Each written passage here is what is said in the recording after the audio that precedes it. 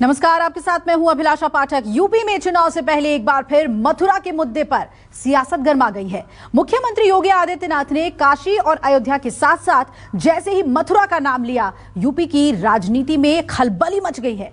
ऐसे में सवाल यह है कि चुनाव से पहले मथुरा का जिक्र क्यों? क्या 2017 में अयोध्या के नाम पर वोट पाने वाली बीजेपी इस बार मथुरा के नाम पर सत्ता में वापसी की कोशिश कर रही है? देखिए ये रिपोर्ट।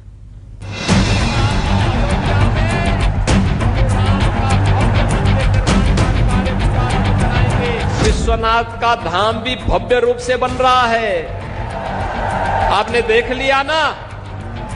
और फिर मथुरा वृंदावन कैसे छूट जाएगा। और ऐसी सरकारें, ऐसी पार्टियां जो चुनाव के समय 2-3 दिन पहले घोषणा करते हैं लेकिन 5 साल से सत्ता में रहे हैं।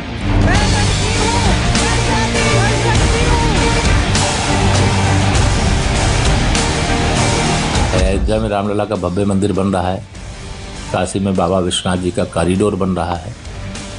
अब श्री कृष्ण जन्मभूमि पर भव्य मंदिर की प्रतीक्षा। भगवान श्री राम के मंदिर के नाम पर वोट मांगना चाहते हैं, इनके लिए आस्था वोट है।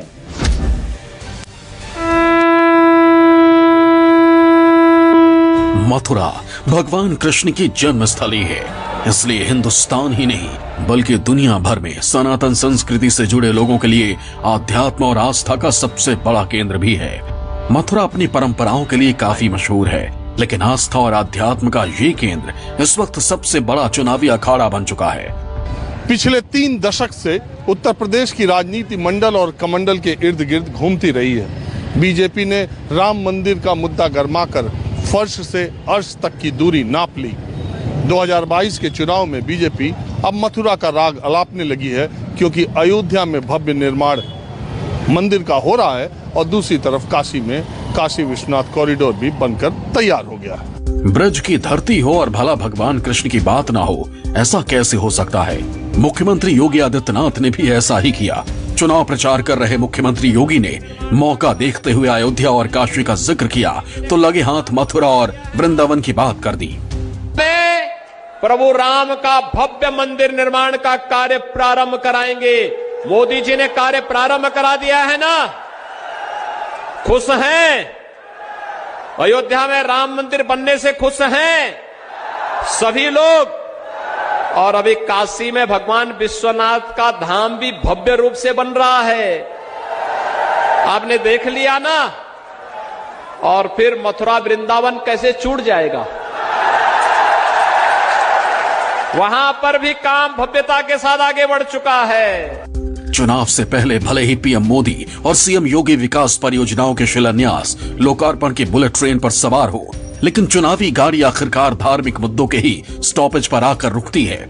इसलिए ऐसा पहली बार नहीं हुआ है जब बीजेपी ने अपने चुनावी अभियान में मथुरा का जिक्र किया है। इससे पहले डिप्टी सीएम केशव प्रसाद मौर्य भी भगवान श्री कृष्ण की जन्मभूमि का जिक्र कर चुके हैं। मथुरा की बात करते हुए केशव प्रसाद मौर्य ने कहा था कि अयोध्या और काशी में भव्य मंदिर निर्माण जारी है, अब मथुरा की तैयारी है। तो उसमें क्या है, अयोध्या में रामलला का भव्य मंदिर बन रहा है, काशी में बाबा विश्वनाथ जी का कॉरिडोर बन रहा है। अब श्री कृष्ण जन्मभूमि पर भव्य मंदिर की प्रतीक्षा, इसके पीछे और कुछ नहीं। क्या चुनाव के एजेंडे में होगा? भाजपा के लिए चुनाव के एजेंडे में कोई मंदिर, चाहे श्री राम जन्मभूमि का विषय रहा हो, चाहे बाबा विश्वनाथ जी के मंदिर का विषय है, और चाहे श्री कृष्ण जन्मभूमि है, ये चुनाव के मुद्दे नहीं होते, ये आस्था और श्रद्धा के मुद्दे होते हैं। पहले उप मुख्यमंत्री और अब मुख्यमंत्री के इस बयान के बाद एक तरफ ये तय हो गया है कि बीजेपी हिंदुत्व के मुद्दे पर आगे बढ़ रही है, तो दूसरी तरफ मथुरा में भी श्री कृष्ण जन्मभूमि पर मंदिर बनाने की मांग तेज हो गई है। लोगों की भावनाओं को देखते हुए पिछले दिनों योगी सरकार ने ही मथुरा वृंदावन में श्री कृष्ण जन्म स्थल को केंद्र में रखकर 10 वर्ग किलोमीटर क्षेत्र को तीर्थ स्थल घोषित कर दिया। साथ ही यहाँ मांस मंदिरा के कारोबार पर भी बैन लगा दिया। लेकिन मौका चुनावी है तो इस पर सियासत भी तेज हो चुकी है। भगवान राम का मंदिर बन रहा है, विश्वनाथ जी का भी कॉरिडोर बना, लेकिन मुख्यमंत्री से तो प्रदेश के नौजवान सवाल कर रहे हैं कि 70 लाख नौकरियां कहां हैं। किसानों के ऊपर गाड़ी चढ़ाने वाला, सुनियोजित तरीके से हत्या कराने वाला केंद्रीय गृह मंत्री अभी भी क्यों अपने पद पर बना हुआ है? महिलाओं पर उत्तर प्रदेश में अत्याचार क्यों बढ़ रहे हैं? दलितों पर घटनाएं क्यों बढ़ रही? ब्राह्मणों को किस तरीके से भाजपा सरकार में साजिश के तहत मारा गया, उन पर अत्याचार किया गया। मुख्यमंत्री जी, अब कोई भी आप जवाब नहीं दे पा रहे हैं तो धर्म के पीछे जाकर छिप रहे हैं। प्रदेश की जनता उत्तर प्रदेश के मुख्यमंत्री और भाजपा सरकार का सफाया करने जा रही है। योगी जी, चुनाव आ गया है तो दौड़ दौड़ के अयोध्या का मंदिर, काशी कॉरिडोर, मथुरा का मंदिर कैसे छूट जाएगा, ये सब चुनावी रेवड़ियां बांट रहे हैं। आप बताएं, सुप्रीम कोर्ट के वर्डिक्ट पे अयोध्या का मंदिर बन रहा है और उस वर्डिक्ट को ये अपना जताने और अपना बताने की कोशिश करते हैं। 29 साल से तो आपने सुध ली नहीं और अब आप सुप्रीम कोर्ट की मानहानि कर रहे हैं।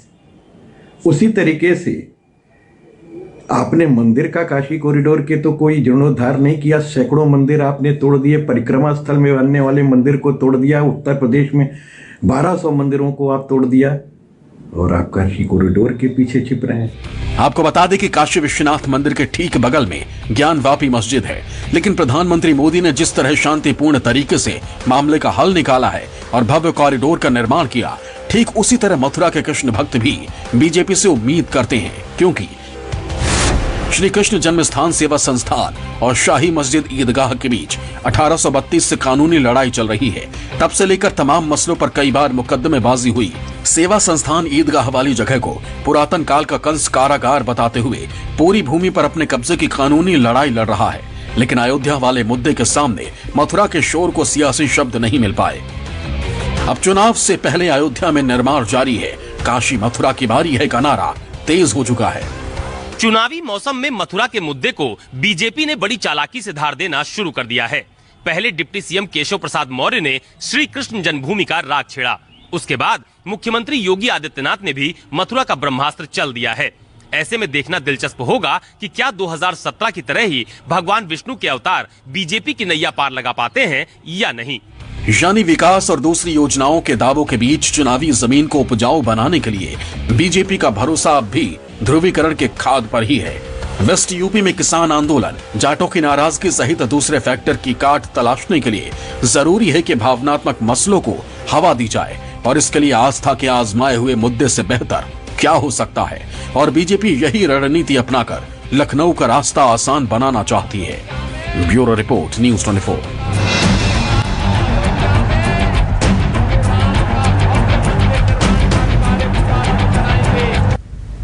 बात करते हैं आगामी विधानसभा चुनाव की। जी हां, कांग्रेस भी अब उत्तर प्रदेश चुनाव को लेकर नई रणनीति के साथ चुनाव मैदान में उतर गई है। लड़की हूं, लड़ सकती हूं का नारा बुलंद करने वाली प्रियंका गांधी इस बार अपने पुराने वोट बैंक की घर वापसी कराने की कोशिश में जुटी हैं। उन्होंने फिरोजाबाद में जाटव महिलाओं से मुलाकात की तो आगरा में वाल्मीकि समुदाय से चर्चा की। मैंने इनसे पूछा है कि यहाँ चुनाव लड़ने के लिए अपने ही समाज से एक नाम मुझे दें। वे लोग देश में भी और प्रदेश में भी जातीय दंगा भड़काना चाहते हैं। हमसे बेहतर किसी ने नहीं देखा होगा कि जातियों में नफरत अगर कोई फैलाता है तो ये भारतीय जनता पार्टी के लोग जो नफरत फैलाते हैं।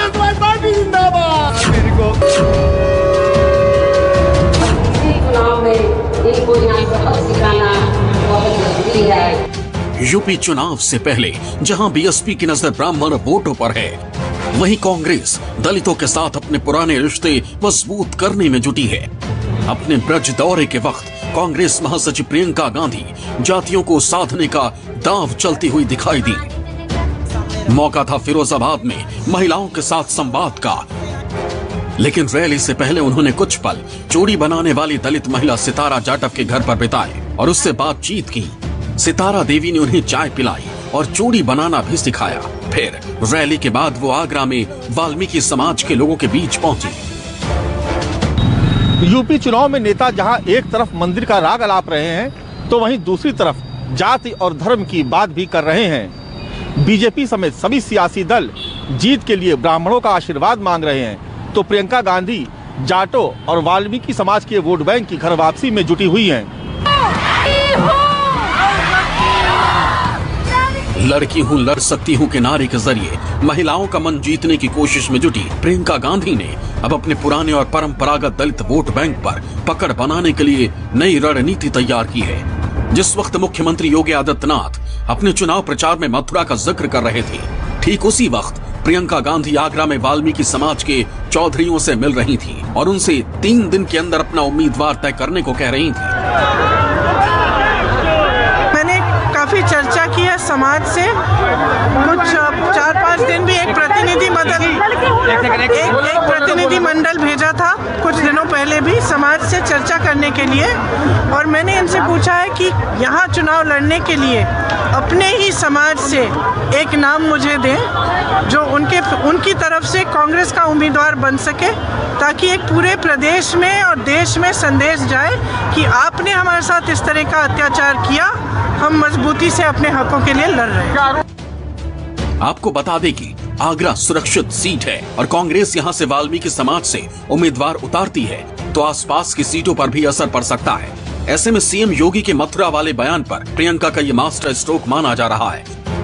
हम अंत्योदय की नीति पर बात करते हैं, हम पंक्ति में बैठे अंतिम व्यक्ति की बात करते हैं। हम ये चाहते हैं कि सरकार की जो भी सुविधाएं हों वो पूरे 125 करोड़ देशवासियों को वो मिले और उन तक पहुँचे, इसके लिए प्रयासरत रहते हैं। अब वो किसी भी जात पंथ संप्रदाय में वो बांटकर अपने मंसूबे में कामयाब नहीं होंगी। 2014 से जब से हमारे माननीय प्रधानमंत्री नरेंद्र मोदी जी ने शपथ लिया है, उसी दिन से उन्होंने 2014 के बाद एक इतिहास कायम किया और हिंदुस्तान से जात पंथ और संप्रदाय की राजनीति को ख़त्म किया है। अब यहाँ पर बात विकास की होगी, यहाँ पर बात सुशासन की होगी।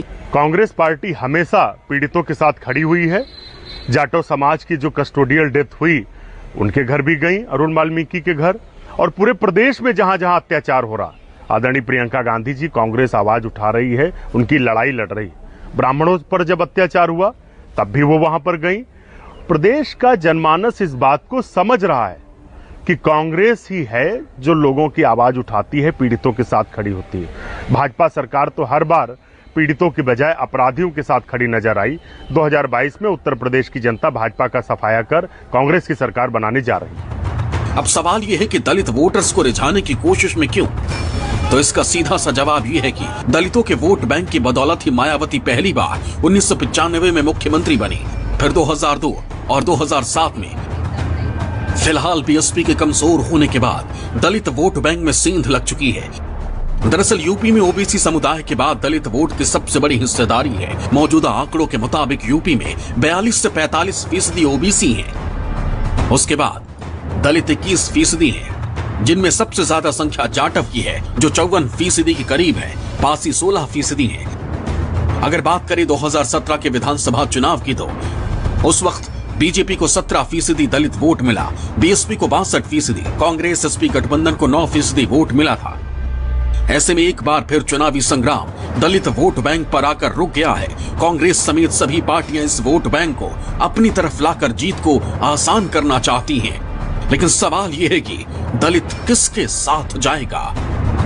Bureau report, news 24। और आइए अब बात करते हैं बेतहाशा बढ़ते ओमिक्रॉन के खतरे की। 121 देशों में और देश के 22 राज्यों में फैल चुका ओमिक्रॉन अब तक दुनिया भर में 58 लोगों की जान ले चुका है। लेकिन शायद बेपरवाह नींद से जागने के लिए इतना नुकसान काफी नहीं। अब WHO के महानिदेशक टेड्रोस गैब्रियस ने भी ऐलान कर दिया है कि ओमिक्रॉन और डेल्टा वेरिएंट्स का जुड़वा खतरा संक्रमण की सुनामी लेकर आएगा। लेकिन अफसोस कि न सिर्फ राजधानी बल्कि देश की आर्थिक राजधानी मुंबई में भी बेफिक्री डराने वाली है, या यूं कहें कि इस सुनामी को न्योता है। हजारों की भीड़, माननीयों की मौजूदगी, चेहरे से मास्क गायब, जलसे में नो सोशल डिस्टेंसिंग, यानी कोरोना को दावत। देश में कोरोना वायरस संक्रमण के मामले तेजी से बढ़ रहे हैं। देश में महाराष्ट्र का डेटा अव्वल है, लेकिन ये तस्वीरें सभी दावों और उपायों के मुंह पर तमाचा है। तस्वीरें महाराष्ट्र के अहमदनगर में हुए एक शादी समारोह की हैं, जहां हजारों की भीड़ जुटी। बड़े बड़े नेता और लोग शामिल हुए, लेकिन नहीं था तो कोरोना नियमों को लेकर कोई फिक्र, नहीं थी तो कोरोना से बचाव को लेकर सावधानी, नहीं था कानून और सख्ती का डर। जिस भव्य आयोजन में ये भव्य भीड़ जुटी थी वो शादी थी अहमदनगर में बीजेपी के नेता और भूतपूर्व विधायक शिवाजी राव करडीले के बेटे अक्षय करडीले की। इस वीवीआईपी शादी में हजारों की भीड़ के अलावा बीजेपी के विपक्षी नेता और भूतपूर्व मुख्यमंत्री देवेंद्र फडणवीस, बीजेपी के अध्यक्ष चंद्रकांत पाटिल, भूतपूर्व मंत्री गिरीश महाजन, राधा कृष्ण विखे पाटिल, सांसद सुजय विखे पाटिल, सांसद सदाशिव लोखंडे समेत कई विधायक, सांसद और नेता मौजूद थे और वो भी बिना मास्क के। इस पूरे आयोजन में पुलिस और सुरक्षा का भी बंदोबस्त था, लेकिन ये सुरक्षा वीवीआईपी लोगों के लिए थी, न कि कोरोना से बचाव के लिए प्रोटोकॉल का पालन करवाने के लिए। कोरोना से तड़पते महाराष्ट्र में नियमों की धज्जियां उड़ाने का एक और मामला सामने आया पनवेल से, जहां पनवेल महानगर पालिका के डिप्टी मेयर ही कोरोना के नियम भूल गए और जमकर मनाया गया जन्मदिन का जश्न।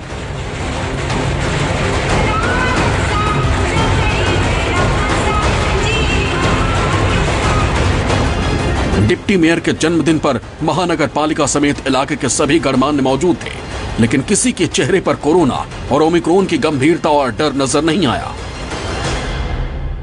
महाराष्ट्र में भी कोरोना कहर बरपा रहा है। महाराष्ट्र में बुधवार को नए मामलों में बेतहाशा बढ़ोतरी देखने को मिली और महाराष्ट्र में दूसरी लहर के बाद एक दिन में पहली बार 3900 केस दर्ज किए गए। अस्पतालों में भी मरीजों की संख्या बढ़ने की खबर है और मुंबई एक बार फिर कोरोना की गिरफ्त में फंसती जा रही है। मुंबई में पिछले 4 दिनों के आंकड़ों पर नजर डालें तो मुंबई में 26 दिसंबर 2.67 की दर से कोरोना के 922 मामले थे। वहीं 27 दिसंबर को 2.75% की दर से नए केस थोड़े कम आए और आंकड़ा 809 का था, लेकिन 28 दिसंबर को आंकड़ों में जबरदस्त उछाल आया और 4.11 की दर से 1333 नए केस सामने आए। 29 दिसंबर को मामले तेजी से बढ़े और 4.84% की दर से कुल 2510 नए मामलों ने मुंबई को हिलाकर रख दिया। कोरोना की तेज रफ्तार को देखते हुए मुंबई समेत महाराष्ट्र में नाइट कर्फ्यू के साथ साथ नियमों में सख्ती बरती गई है, लेकिन नियमों और गाइडलाइंस का लोगों पर कोई खास असर दिख नहीं रहा।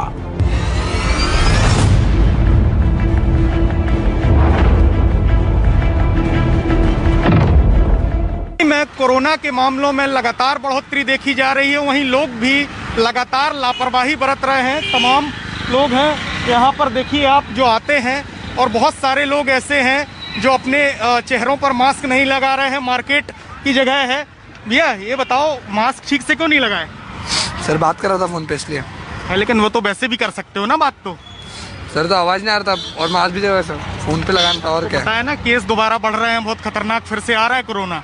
हाँ तो अब लगाओगे प्रॉपर? हाँ सर बिल्कुल। तो ये एक शख्स है जिनका कहना है कि वो बात कर रहे थे फोन पर, इसलिए मास्क नहीं लगाया। हालांकि तरह तरह के जो बहाने हैं वो बनाए जाते हैं। आप इस तरफ भी देखिए, ये पूरी मार्केट की जगह है। सर मास्क तो ठीक से लगा लो। 1 मिनट मास्क लगाए भाई, गाय को चारा खिलाने के लिए गए, इसके लिए नहीं, लेकिन आप मार्केट में घूम रहे हैं, कोरोना फिर बढ़ रहा है, मालूम है ना? सॉरी, जरूर जरूर। हाँ, तो आप भी लगाइए, दूसरों को भी सलाह दीजिए। डेफिनेटली। बिल्कुल। तो इस तरीके के बहुत सारे लोग हैं जो मास्क तो अपने चेहरे पर लगाए रहते हैं लेकिन ठीक से नहीं लगाते हैं। यही वजह है कि ज्यादातर जो लोग मार्केट में आ रहे हैं वो ऐसे ही दिखाई। दिल्ली की तरह मुंबई में भी पब्लिक ट्रांसपोर्ट में नियमों की अनदेखी और लोगों की लापरवाही देखने को मिल रही है और प्रशासन भी नियम बनाकर सोता दिख रहा है। बसों के लिए रोजाना काम पर निकलने वाले लोगों की भीड़ भी पहले की तरह ही है और इन्हें रोकने के लिए इंतजाम भी हमेशा की तरह नदारद हैं। मुंबई में एक दिन में 2500 से ज्यादा कोरोना के नए मामले सामने आए हैं। वहीं अब 7 जनवरी तक धारा 144 भी लगा दी गई है, लेकिन पब्लिक ट्रांसपोर्ट में भीड़ कम होने का नाम नहीं ले रही है। ये देखिए आप, तमाम लोग यहाँ पर अंधेरी बस स्टैंड पर अपने काम के लिए निकलते हैं। आप देखिए तस्वीरों में कि यहाँ पर लंबी लंबी लाइनें देखी जा सकती हैं। हालांकि ये तमाम वो लोग हैं जो अपने काम के लिए जाते हैं, उन्हें अपने दफ्तर पहुँचना है, अपने अन्य कामों के लिए पहुँचना है। ऐसे में जो भीड़ है वो फिलहाल कम नहीं हो रही है, क्योंकि लगातार पाबंदियाँ तो सरकार लगा रही है, लेकिन कोरोना के जिस तरीके से मामले बढ़ रहे हैं वो अपने आप में बेहद चिंताजनक है। कुछ लोग यहाँ पर मौजूद हैं। सर ये बताइए कि अभी फिर से केस बढ़ने लग गए, तो डर वर लगता है कि नहीं इतनी भीड़ में? सर डर तो बहुत लगता है, लेकिन कमाना भी जरूरी है फैमिली के लिए, इसके लिए डर बहुत लगता है। इसके लिए हम लोग एनी टाइम मास्क या अपना जो भी सेफ्टी का ध्यान है वो रखा जा रहा है हमारे लिए, और हम चाहते हैं कि सरकार भी इसकी ख्याल रखे हम लोगों के। अच्छा ये बताओ, सोशल डिस्टेंसिंग वगैरह इतनी भीड़ में हो पाती है बस में? सोशल डिस्टेंसिंग तो हो नहीं पाती, बिकॉज इतनी भीड़ है तो अंदर कैसे वैसे चढ़ने मिलता है, वो भी ठीक है। दिल्ली में कोरोना के मामलों में तेजी से बढ़ोतरी हुई है। साथ ही ओमिक्रॉन के मामले भी दिल्ली में सामने आ चुके हैं, लेकिन उसके बाद भी राजधानी प्रशासन और लोगों की लापरवाही की गवाह बन रही है। केजरीवाल सरकार की तरफ से कोरोना को फैलने से रोकने के उपाय किए जा रहे हैं, लेकिन सड़कों पर हालात डरा रहे हैं। दिल्ली में सिर्फ पिछले 4 दिन के आंकड़ों की बात करें तो दिल्ली में 26 दिसंबर 0.55 की दर से कोरोना के 290 मामले थे। वहीं 27 दिसंबर को 0.68% बढ़ोतरी की दर से कोरोना के 311 मामले सामने आए। 28 दिसंबर को 0.68 की दर से कोरोना के मामले बढ़े और आंकड़ा 496 का सामने आया। लेकिन 29 दिसंबर को मामले तेजी से बढ़े हैं और 1.29% की दर से कुल 923 नए मामले सामने आए।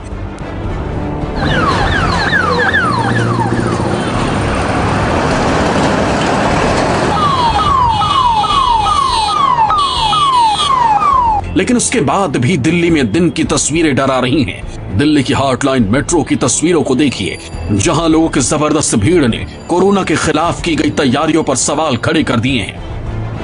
मैं मौजूद हूं दिल्ली के लक्ष्मीनगर मेट्रो स्टेशन के बाहर, जहां पर आप देख सकते हैं कि लंबी कतार है। लेकिन सबसे बड़ी बात, जो सबसे बड़ा सवाल खड़ा होता है कि जिस मकसद के लिए ये जो सरकार की तरफ से, ये प्रशासन की तरफ से जो गाइडलाइंस बनाई गई हैं कोविड की, वो मकसद यहाँ पर फेल होता हुआ दिख रहा है। क्योंकि जो सरकार और तमाम एजेंसी हैं, उनका मकसद था कि भीड़ न जुटे, ज़्यादा लोग न इकट्ठे हों, लेकिन वो भीड़ अगर बात करें तो मेट्रो स्टेशन से निकलकर, मेट्रो ट्रेन से निकलकर वो बाहर सड़कों पर है। लंबी लंबी कतारें लगी हुई हैं। और जैसा कि मेट्रो प्रशासन की तरफ से कल दावा किया गया था कि कई टीमें तैनात की जाएंगी जो सोशल डिस्टेंसिंग को फॉलो करवाएंगी, लेकिन फिलहाल यहाँ पर भी आप देख सकते हैं कि ऐसी कोई तस्वीर यहाँ पर नज़र नहीं आ रही, ना ही कोई टीम यहाँ पर नज़र आ रही है।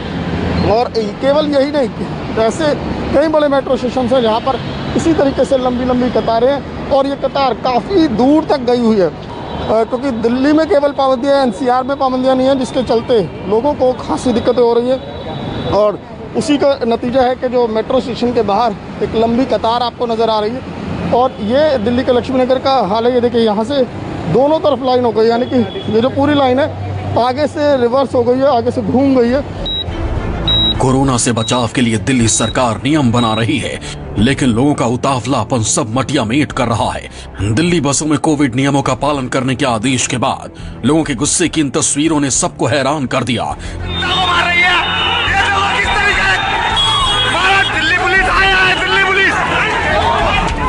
तस्वीरें दिल्ली महरौली बदरपुर रोड की है। पुलिस की सख्ती के बाद लोगों ने बसों में जमकर तोड़फोड़ कर दी। हालात इतने बिगड़े कि 5 लोगों को हिरासत में लेना पड़ा।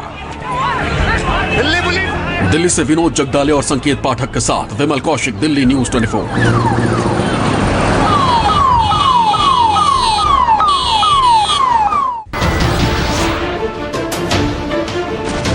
नमस्कार, मैं हूं मानक गुप्ता।